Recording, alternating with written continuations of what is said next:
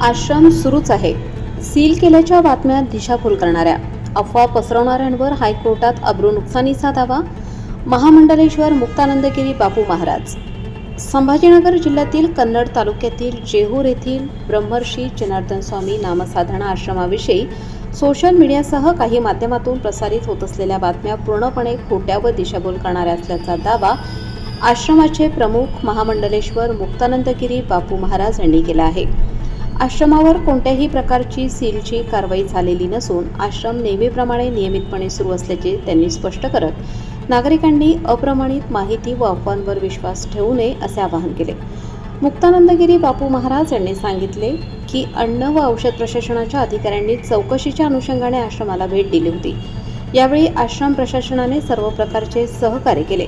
पंचनाम्यादरम्यान कोणतीही बेकायदेशीर वस्तू, बोगस औषधे किंवा संशयास्पद बाब आढळून आली नसतानाही काही ठिकाणी आश्रम सील करण्यात आल्याच्या तसेच बोगस औषधे सापडल्याच्या बातम्या प्रसारित करण्यात आल्या. या वृत्तांमुळे आश्रम आणि लाखो भक्तांची दिशाभूल झाल्याची खंत त्यांनी व्यक्त केली. ते पुढे म्हणाले की आश्रम पूर्णपणे सुरू असून येथे धार्मिक व सामाजिक उपक्रम नियमितपणे सुरू आहेत.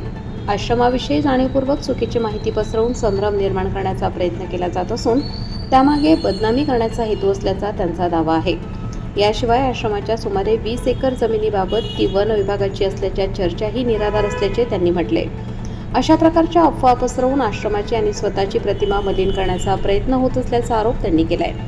या प्रकरणात अफवा पसरवणाऱ्या तसेच चुकीची माहिती प्रसारित करणाऱ्या संबंधित व्यक्ती आणि घटकांविरोधात कायदेशीर कारवाई करण्यात येणार असून लवकरच हायकोर्टात अब्रू नुकसानीचा दावा दाखल केला जाणार असल्याची माहिती मुक्तानंदगिरी बापू महाराज यांनी दिली. शेवटी त्यांनी भक्त आणि नागरिकांना आवाहन करत सांगितले, आश्रम सुरळीत सुरू आहे. कोणत्याही अफवा किंवा अप्रमाणित बातम्यांवर विश्वास ठेवू नका. सत्य परिस्थिती जाणून घेतल्यानंतरच प्रतिक्रिया द्या असे आवाहन महामंडलेश्वर मुक्तानंदगिरी बापू महाराज यांनी केले. खूप चुकीचा त्या ठिकाणी प्रसंग उद्भवलेला आहे. एफडीएची टीमने कुणाच्या तरी तक्रारीनुसार त्या ठिकाणी चौकशीसाठी या ठिकाणी ते आलेत आणि त्यांना आपल्या सेवकांनी पूर्ण सहकार्य केलेलं आहे. काही चाव्या नव्हत्या कारण एअरपोर्टवर आम्ही गेलेला असल्यामुळे चावी सोबत गाडीत होती आणि त्यामुळे तरी मुलांनी सांगितलं काही अडचण नाही, तुम्हाला लॉक तोडून जेही चेक करायचं असेल ते चेक करू शकता, आम्ही काही अडचण आणत नाही. त्यानुसार सगळं चेक केलं. एक सिंगल गोळी किंवा एक सिंगल लिक्विड बॉटल काहीही या ठिकाणी आढळलं नाही आणि पंचनाम्यात सुद्धा स्पष्ट लिहिलंय कुठलीही वस्तू त्या ठिकाणी आढळली नाही, कुठलीही चुकीची ॲक्टिव्हिटीज त्या ठिकाणी आढळली नाही असं पंचनाम्यात स्पष्ट लिहिलेलं असताना देखील दुर्दैवाने त्या ठिकाणी संतोष निकम प्रतिनिधी, सकाळ बातमी आणि सुरवडकर म्हणून दिव्य मराठी या 2-3 पेपरांना खूप चुकीचं लिहिलं. हेडिंगच ही बनवली की आश्रम सील केला. कुणी लिहिलं की बोगस औषधी सापडली. अजिबात असं काहीही झालेलं नाही. खूप चुकीचं आहे. पत्रकारितेला कलंक लावणारी बातमी आणि समाजाचा विश्वास उठेल अशा पद्धतीची दुर्दैवानं ती बातमी लावली. यावर आमचा तीव्र निषेध आहे, नाराजी आहेत. लिगली तुम्ही सगळं बघू शकता आणि तुम्ही ज्या आता आश्रमात आमच्याकडे आले तो सील असता तर तुम्हाला आता आश्रमामध्ये येता आलं नसतं. हा देखील पुरावाचा आहे. सदरील समाजकंटकांवर आपण अब्रू नुकसानीचा दावा देखील करणार आहेत, त्याबद्दल काय सांगाल? हो, आज बघा 95 दिवस जवळपास झालेत. आम्ही खूप सायलेंट त्या ठिकाणी आहोत, शांत राहिलो. कुठलाही रिप्लाय नाही, कुठली हिंसा नाही, कुठल्याही प्रकारचा उद्रेक, कुठल्याही प्रकारचं भक्तांना अजिबात भडकू दिलं नाही. त्यांच्या भावना सुद्धा आम्ही जपून त्यांना शांत ठेवलं की प्रकृती शिक्षा देईल. सत्याचं सत्य त्या ठिकाणी, दूध का दूध ज्याला आपण म्हणतो ते होईल. सद्गुरू बाबाजी म्हणायचे दम धरा, दम धरल्याने बरं होतं. म्हणून आम्ही त्या न्यायाने आध्यात्मिक दृष्टीने दम धरून या ठिकाणी आहोत. परंतु अजूनही माध्यम चुका करून बदनाम करण्याचा प्रयत्न करताय. सुरवडकर जे आहेत दिव्य मराठीचे ते तर प्रत्यक्ष आम्हाला, आमच्याकडे एक रेकॉर्डिंग आहे, आम्हाला त्यांनी सांगितले मला 1.5 लाख रुपये द्या तरच तुमची पॉझिटिव्ह बातमी येईल, नाही तर तुमच्या चुकीच्या बातम्या लागतील. आणि आम्ही ते पैसे देण्यास नाकारले तर खरोखर आमचं पूर्ण त्यांनी बदनामीची खोटी बातमी लावली.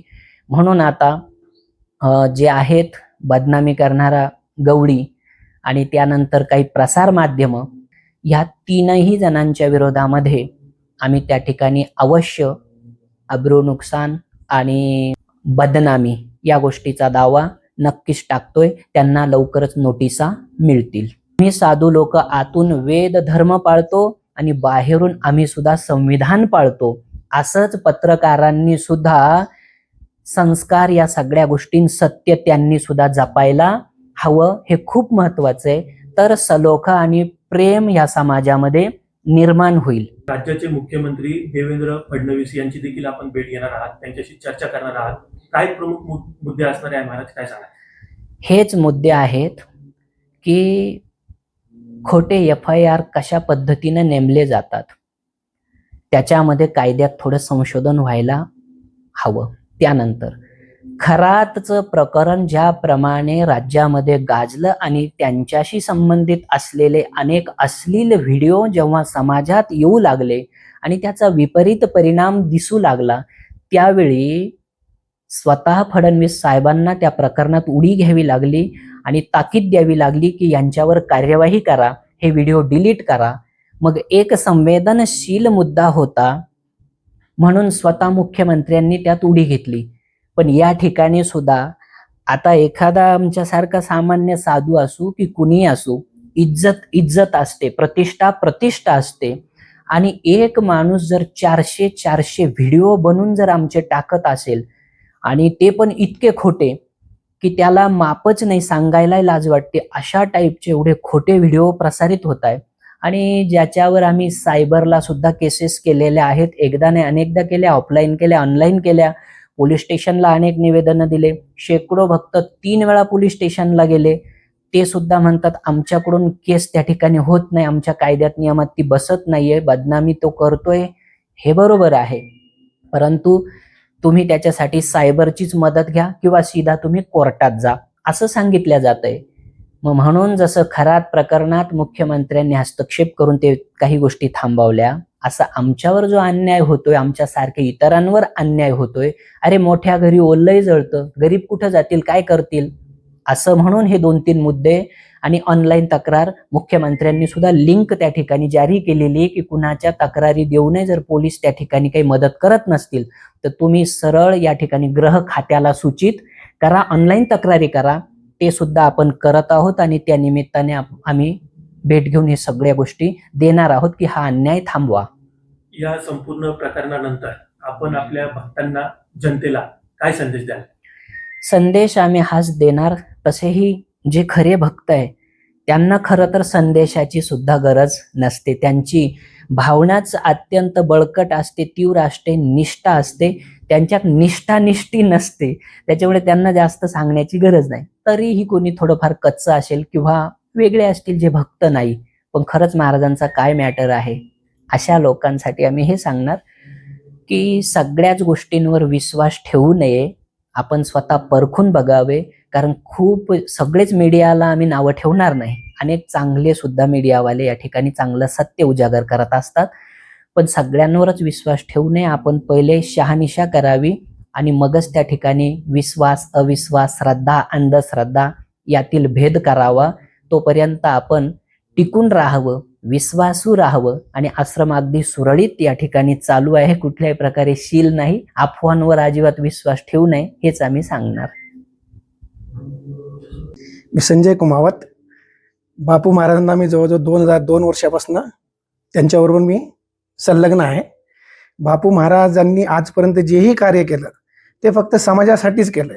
सर्वसामान्यांना परमेश्वर भक्ती कशी करावी, अनैतिक गोष्टी करू नये, अज्ञान काय ज्ञान काय, खरं काय खोटं काय याची जाण यावी आणि माणसाने जीवनामध्ये योग्य वागावे, हेच मार्गदर्शन आजपर्यंत महाराजांनी केलेलं आहे. आता जे काही प्रकरणं चालवले आहे, जे कोणी लोक आहेत ते अज्ञानी आहेत, त्यांनी या गोष्टीचा जरूर विचार करावा की आपण काय करतोय, आपण कोणाला बदनाम करतोय. हे लोक विचार करत नाहीये कारण हे अज्ञानी आहेत. तर त्यांनी विचार करणं फार जरुरी आहे.